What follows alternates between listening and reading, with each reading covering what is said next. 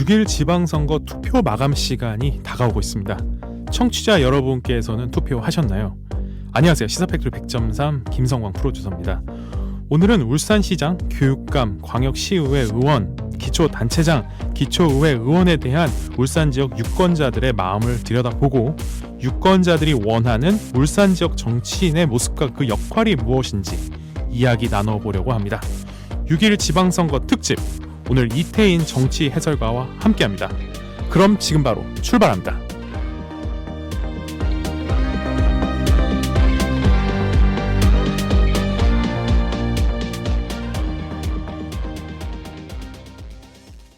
네, 이태인 정치 해설가 정말 오랜만인데요. 어떻게 지냈어요?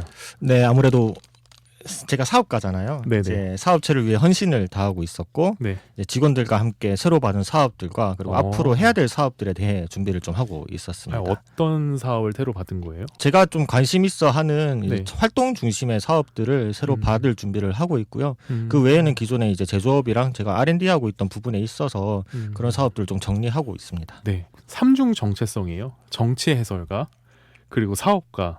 그래서 지금 공부도 하고 있으시잖아요. 네, 그렇죠. 공부는 할 만합니까? 제일 힘들어요. 네. 차라리 사업을 2개를 하는 게 낫지. 이 공부는 네. 정말 지금 뒤늦게 학업에 도전하고 계시는 분들에게 존경을 다시 한번 표합니다.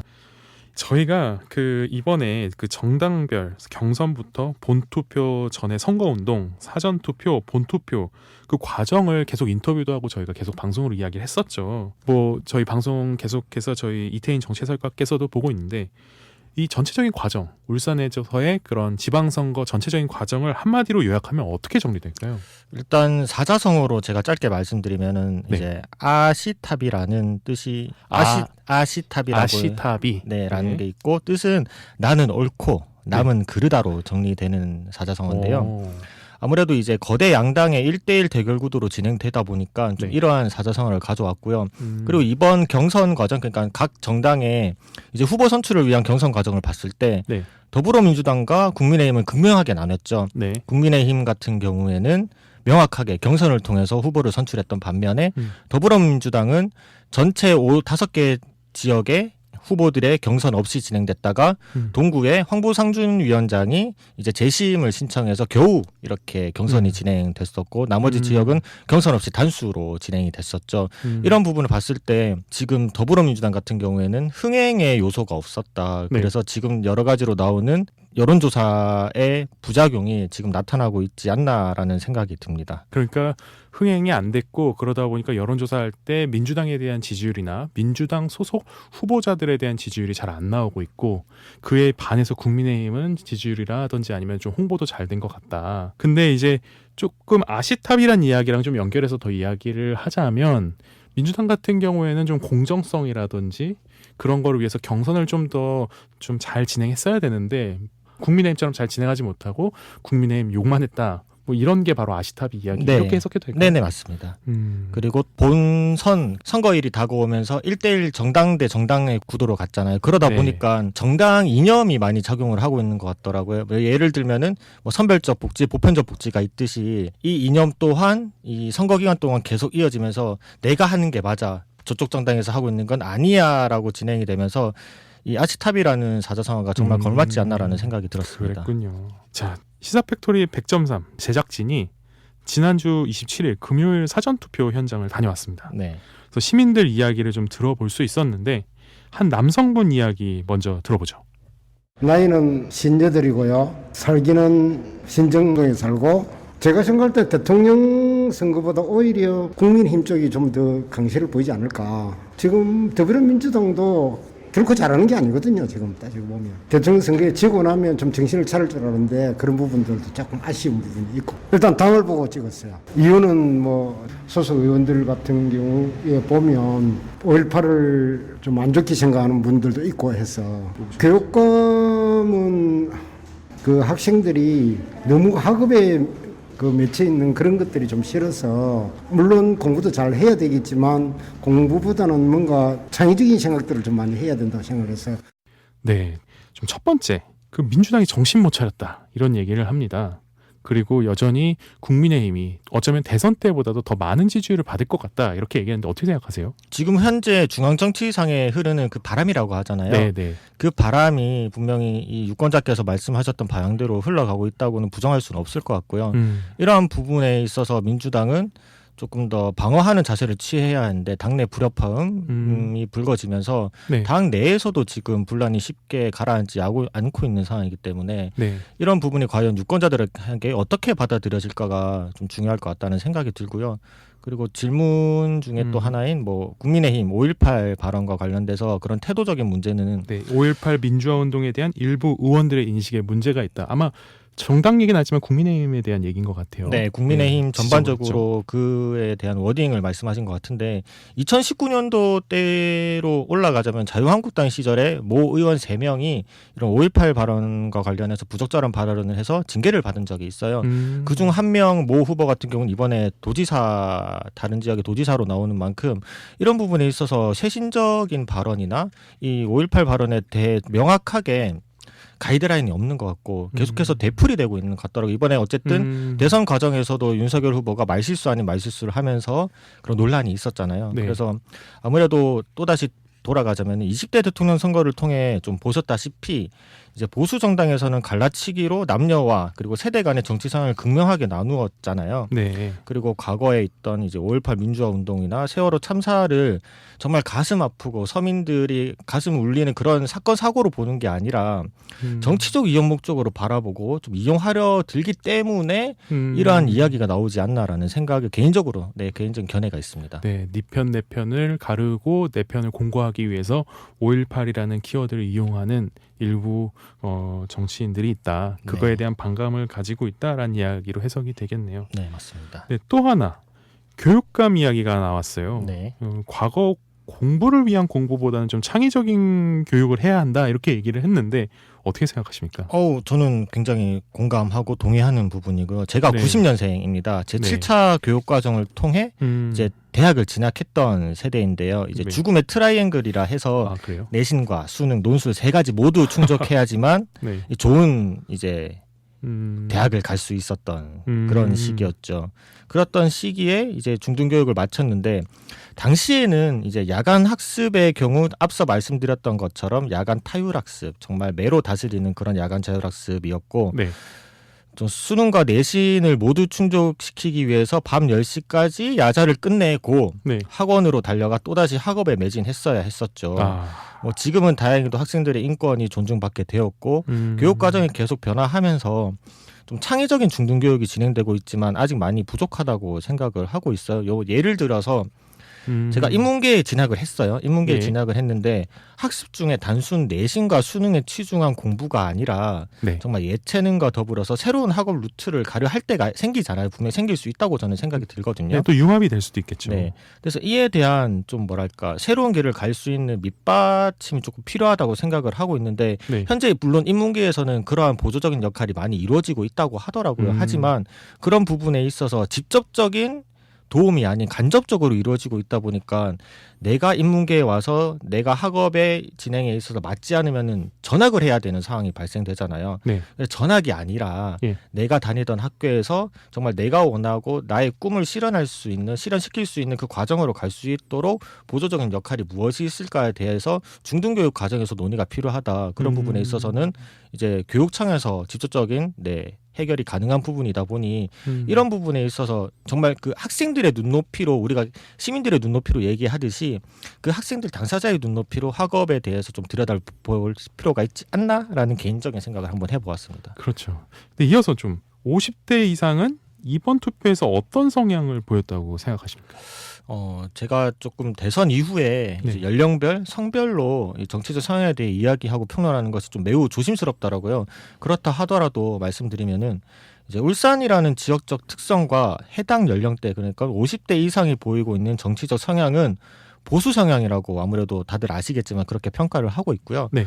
그래서 더불어민주당이 다수 의석을 차지하고 있었고 집권 정당이었지만 네. 이제 부동산 문제와 더불어서 지속해서 불거진 성비 사건으로 인해 지금 선거를 이끌어가고 있는 큰 바람은 국민의힘에 유리하게 적용될 거라고 예상을 하고 있고 그리고 말씀해 주신 50대 이상은 더욱더 이제 국민의힘을 지지하지 않을까라고 생각하고 있습니다.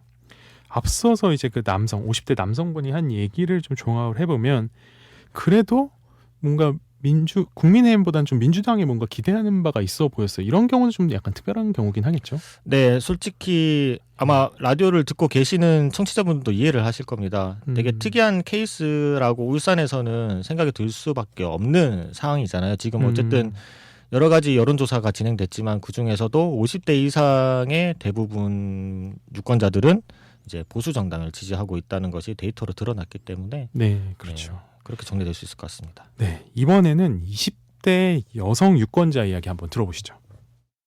저는 신정동 사는 25살. 대선 때랑 마찬가지로 제가 좋아하는 당을 보고 뽑았습니다. 제가 이번에 첫 대선 선거를 했거든요. 제가 제일 관심 있는 건 여성 인권에 대해서라서 솔직히 대선보다는 지방선거에 선거율이 좀 떨어지잖아요. 젊은이들의 투표율이 떨어지는 편인데 이재명 후보를 투표했던 20대 여성들이나 30대 여성들이 투표를 하고 하면은 더불어민주당이 승리할 수도 있다고 보는데 투표율이 낮다면 좀 어렵지 않을까. 네, 잘 듣고 돌아왔습니다.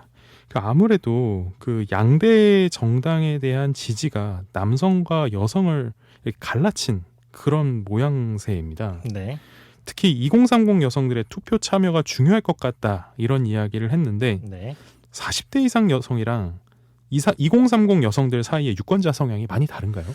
그렇게 많이 다르진 않다고 보고 있지만 제가 좀 말씀을 드리면은 더불어민주당과 이재명 대선 후보가 보여준 여성 유권자들의 공약 방안은 오히려 40대 이상 여성 유권자들에게 더 피부로 와닿는 내용이 많았다고 생각을 해요. 네. 물론 2030 여성들도 공감하고 지지를 보여주었지만 이제 그런 지지 기반은 윤석열 대통령과 국민의힘에서 보여준 여성 정책과 이 여성과 관련된 정책 기조에서 대한 공약 방안에 대한 실망감으로 더불어민주당을 지지했던 것으로 판단을 하고 있고요. 네. 최악보단 차악이다. 차악이라고 생각을 하고 있고요. 그리고 유권자 성향 중 40대 이상은 그 앞서 말씀드렸던 것과 같은 맥락이지만 이제 그동안에 불합리했던 여성 인권에 대해 공감해주는 문재인 정권과 더불어민주당의 지지였다면 2030 여성들의 지지는 네. 이제 극단적으로 남녀를 편가르게 하고 정치적 도구로 이용하는 데 있어 부정적인 여론이 국민의힘에게 형성이 돼서 더불어민주당과 이재명을 지지하지 않았나라는 생각을 하고 있습니다.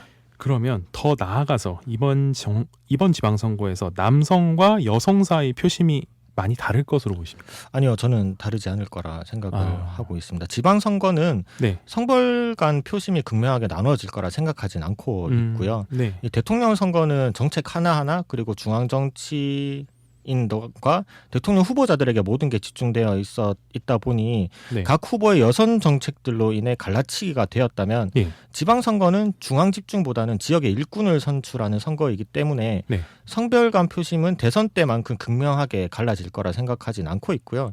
다만 이제 지역이 가지고 있는 고유의 정치적 성향은 크게 작용될 거라고 생각을 하고 있습니다. 그렇군요. 그 이번 사전 투표율과 이번 본선거 투표율 그리고 결과 사이의 상관관계를 보여주는 좀 특징이 있을 것 같아요. 뭐 일단은 그 사전 투표가 역대 최고를 기록했다. 네. 예, 투표율이 굉장히 높아졌다라는 이야기가 뉴스를 통해서 많이 나왔는데 네. 이런 투표율이 어떤 결과를 좀 보여줄까요? 일단 사례가 이번 지방선거 포함해서 3번밖에 없기 때문에 계속해서 이제 역대 결과를 경신할 거라고 생각을 하고 있고요. 이 사전 투표는 공휴일이 아닌 평일과 주말인 금요일, 토요일에 진행이 됐었잖아요. 예. 일반 시민들은 사전 투표일에 대한 명확한 인식이 부족한 건 사실이에요. 이제 먹고 살기 바쁘고 나의 삶 속에 투표는 투표 당일날 하는 정치 참여 중 하나니까 네. 그러다 보니 사전 투표에 참여하는 시민들은 정치에 어느 정도 관심이 있는 정치 고관여층까지는 아니지만 정치 관여층이라고 생각할 수 있습니다. 이분들은 역대 우리 3번의 사전 투표 데이터를 통해 확인해 보았을 때 네. 진보적 성향을 많이 띠고 있었고 더불어민주당과 진보 3당에 조금 더 유리하게 작용될 거라고 보고 있습니다. 그렇군요. 그 이태인 해설가께서는 이번 울산시장 선거 결과 어떻게 예측하십니까? 이번 울산시장 선거 같은 경우에는 이제 이렇게 평론을 드리자면 좀 보여지고 있는 데이터를 통해서 판단할 수밖에 없잖아요. 네. 뭐 구체적인 데이터를 말씀드리면 시간 관계상 무리일 것 같고요. 송철호 후보가 열세인 상황으로 명확하게 판단되고 있고요. 다만 보여지고 있는 데이터처럼 원사이드로 밀리는 그런 선거는 아닐 거라고 예측하고 있습니다. 그렇군요. 이런 표심이 유권자들의 이제 마음일 텐데 네. 어떤 걸 요구하고 있는 거라고 보십니까? 아무래도 울산이 가지고 있는 지금 현재 위기라고 하죠. 조선업 불황에서 비록 계속해서 점차 탈출하고 있지만 그렇다 하더라도 모든 지표는 울산이 계속해서 하락세잖아요. 네. 그리고 인구 유출부터 해서 성장 부분이 있어서 계속 하락세를 보이고 있는 시점에 결국에는 개혁 아닌 개혁을 원하고 있는 시민분들이 많이 계실 거예요. 지난 더불어민주당 송철호 시장의 4년 동안 많은 성과를 보여주긴 했지만 일반 시민들이 피부로 와닿는 것들은 없거든요. 그게 코로나로 인해서 팬데믹으로 인한 안 좋은 상황까지 겹치다 보니 더욱 그럴 수 있지만 네. 이런 부분에 있어서 조금 더 살기 좋은 울산 그리고 내가 체감했을 때 예전만큼 이제 울산광역시가 2015년, 2016년도 그 이전의 모습을 원하지 않나라는 생각을 해보고 있습니다. 과거 호황 시절을 네. 꿈꾼다. 네. 그 교육감 선거 결과에 대해서는 어떻게 예측하십니까? 교육감 선거 같은 경우는 튀는 여론조사가 몇 곳 있었지만 네. 노키 교육감이 우세행 사항은 명확하게 판단이 되고 있고요. 네. 현직 프리미엄을 제일 잘 보여주는 대표적인 예라 생각이 들고 있습니다. 아무래도 정당 네. 소속 없이 진행되는 교육감 선거 특성상 인물론이 워낙 크게 부각되니까 더욱더 현직 프리미엄이 좀 크게 작용되는 것 같습니다. 물론 또 당에 휘둘리지 않기 때문에 네. 특정 당에 대한 민심 위반이 작용되지 않기 때문에도 그런 부분이 있을 거라 생각을 합니다. 그러면 그 표심에서 유권자들의 요구가 어떻게 드러날 거라고 보십니까? 표를 통해서 드러났을 때 네, 드러나는 민심 같은 경우에는 일단 뭐 한 후보에게 무조건 몰아주진 않을 것 같고요. 네. 적당히 밸런스를 갖추면서 노키 교육감을 적절히 지지하면서도 이제 견제하는 분들이 많이 계실 거 아니에요. 지난 4년에 대한 물론 높은 지지율을 받고 계셨지만 그렇다 하더라도 부족한 부분이 있을 거라 생각이 들고요. 오차 범위내 접전까지는 아니더라도 네. 그 이상의 이제 투표율이 나올 거라고 생각을 하고 있고 그 부분에 있어서 노키 교육감이 당선된다면은 그 부분을 적절히 받아들여야 되지 않나 생각을 해봅니다. 그렇군요. 그 민선 8기 울산광역시 의회 이야기로 좀 넘어가 봐야 할 것 같아요. 네. 제가 듣기로는 아주 일부 지역 빼고는 그 국민의힘이 굉장히 우세인 걸로 드러나고 있는 걸로 알고 있는데 네. 어떻게 보십니까? 민선 7기 의회는 이제 그동안 다양한 여론조사를 참고했을 때 더불어민주당이 5석 이상을 차지한다면 최선의 결과라고 판단이 되고요. 네. 이제 2018년도 때와 정반대의 모습. 이제 과반 이상의 대부분의 의석수는 국민의힘이 차지할 것이고 이제 더불어민주당은 3석에서 5석 정도를 차지하면은 최선의 결과를 보여주었다라고 판단이 될 정도의 여론조사를 보여주고 있기 때문에 네. 이 부분은 선거 막판인 현재 계속해서 집중해서 유세전을 펼쳐야 되지 않나 생각을 해봅니다. 그 5석에서 3석 그럼 비례 하나 빼고 그러면은 2석에서 4석이 되겠네요. 어디 안타깝지만 비례 포함입니다. 비례 포함. 네. 어디가 지금 그래도 민주당 가능성이 있습니까? 아무래도 북구의 2지역 정도 그리고 울주군의 1지역 그 외에 이제 남구 같은 경우에는 이제 시의원 선거 한 선거구가 네. 3자 대결로 지금 진행이 되고 있습니다. 네. 그래서 그런 부분에 있어서 조금 수계산을 해보았던 거고요. 그 외에서는 이제 동구 지역이 보여지고 있는 그런 현재 동구 지역 같은 경우에는 단일화가 진행되다 보니 민주당에서도 나름 나쁘지 않는 결과를 기대할 수 있지 않을까라는 제 개인적인 추측입니다. 네, 일단은 북구 같은 경우에는 좀 확실하게 자리가 좀 있는 것 같고 네. 그런데 동구 같은 경우에는 어떻게 될지 확실하진 않다. 네. 뭐 이렇게 볼 수 있겠네요. 이렇게 민주당에서 국민의힘이 다수석으로 넘어가는 상황, 네. 좀 그런 게 예측이 되는 상황. 무엇 때문에 이런 변화가 있었다라고 보십니까? 아무래도 지역 정치는 중앙 정치의 바람을 그대로 맞이할 수밖에 없다고 생각해요. 그냥 네. 강풍을 이제 대면해야 되는 거죠. 네. 그렇다면은 더불어민주당의 중앙 정치 실패에 대해서 말씀드릴 수밖에 없을 것 같습니다. 중앙정치 실패가 민주당의 중앙정치 실패가 지역으로 전이됐다. 네. 네. 구군청장의 경우에 앞서 이야기 나왔지만 동구청장 이 선거가 막판에 진보당과 민주당 단일화로 주목을 모았습니다. 어떤 결과 나올까요? 아무래도 청기혁 후보와 김종훈 후보의 양자 대결이잖아요. 네. 김종훈 후보가 박빙 우세로 점쳐지고 있고 더불어서 이제 동구 지역의 높은 사전 투표율을 보았을 때 아무래도 앞서 말씀드렸던 것처럼 사전 투표율이 높을수록 네. 더불어민주당과 진보 3당이 유리하다 보니 김종훈 후보가 조금 더 유리한 고지에 서 있지 않나라고 개인적인 예측을 하고 있습니다. 네. 그렇다면 이제 다른 지역 구군 기초단체장 선거 결과에 대해서도 한번 좀 이야기 들어보아야 할 것 같은데 네. 울주군 어떤 네. 상황인가요? 네, 울주군 같은 경우에는 현재 이선호 군수가 이제 높은 이제 군정 지지율을 얻었습니다. 약 75% 이상 얻는 군정 지지율을 얻었던 적이 있기 때문에 네. 물론 지금 현재 선거 판세는 이제 이선호 후보가 박빙 열세인 상황으로 분석이 되고 있고요. 이선호 군수 후보자가 좀 더 높다라는 아니요, 얘기죠. 좀 더 낮다. 아, 이순걸 후보가 이순걸 후보가 좀 네, 더 높다. 좀 더 네. 높은 상황이고 네. 그렇다 하더라도 높은 군정 지지율로 인해서 이제 선거 막판 이제 개표일 당일까지 울주 군소 후보 선거 같은 경우는 지켜봐야 한다. 그렇다 하더라도 이순걸 후보가 쉽게 이길 수 있는 선거도 아니고 정말 6월 1일 개표일을 지켜봐야 된다. 그리고 네. 6월 1일에서 2일 날 넘어가는 새벽까지 지켜봐야 되는 주요 지역이 아닌가라는 평가를 하고 있습니다. 평론을 하고 있습니다. 네. 북구에서도 사실 진보에서 그러니까 국민의힘이 아닌 그러니까 보수당이 아닌 곳에서 선출이 되던 지역이에요. 북구도. 그렇죠. 북구청장 네. 어떤 후보자가 지금 유리한가요? 아무래도 박천동 후보가 박빙 열세인 상황이고요. 아, 박빙 네, 열세. 네, 박천동 후보가 국민의힘. 네, 국민의힘 박빙 열세인 상황이고 네. 이 여기도 아무래도 김진영 후보가 표를 얼마나 가져갈지 여부에 따라서 이제 더불어민주당과 국민의 양자 대결에서 승자가 나뉘어질 거라 생각을 하고 있습니다. 네. 그럼 빠르게 진행을 하죠. 중구. 중구 같은 경우에는 네. 이제 최근에 진행됐던 각종 여론조사에서 박태환 중구청장이 계속 김영길 후보에 비해서 많이 붙고 있는 상황이에요. 격차가 점점 줄어들고 있는 상황이라서 박빙 열세로 보고 있지만 그렇다 하더라도 어려운 상황은 맞는 것 같습니다. 그러면 이제 남구죠. 남구는 네. 어떤 상황입니까? 남구는 초열세 지역이기 때문에 민주당이 초열세다. 네, 민주당이 초열세인 지역이기 때문에 이런 지금 상황에서 그 국민의힘은 민심을 어떻게 받아들이고 또 민주당은 어떤 식으로 민심을 받아들여야 할까요? 국민의힘은 탄핵 정국을 직접적으로 부딪혀 왔던 네. 정당이잖아요. 네. 이번에 기회가 주어졌다 한들 그 이전의 과오들을 쉽게 내려놓지 말고 끝까지 반성하면서 정말 국민들을 위해 할 수 있는 것이 무엇인지에 대해서 계속해서 끊임없이 고민하면 좋을 것 같고요. 더불어민주당 같은 경우에는 다수 의석 그리고 집권 정당에서 못했던 일들을 지금이라도 지금 현재 다수석을 통해서 꼭 실천해냈으면 좋겠다는 생각이 듭니다. 네. 이제 선거 종료 시간 얼마 남지 않았습니다. 그 결과가 아마 새벽에 나올 것으로 보이는데요.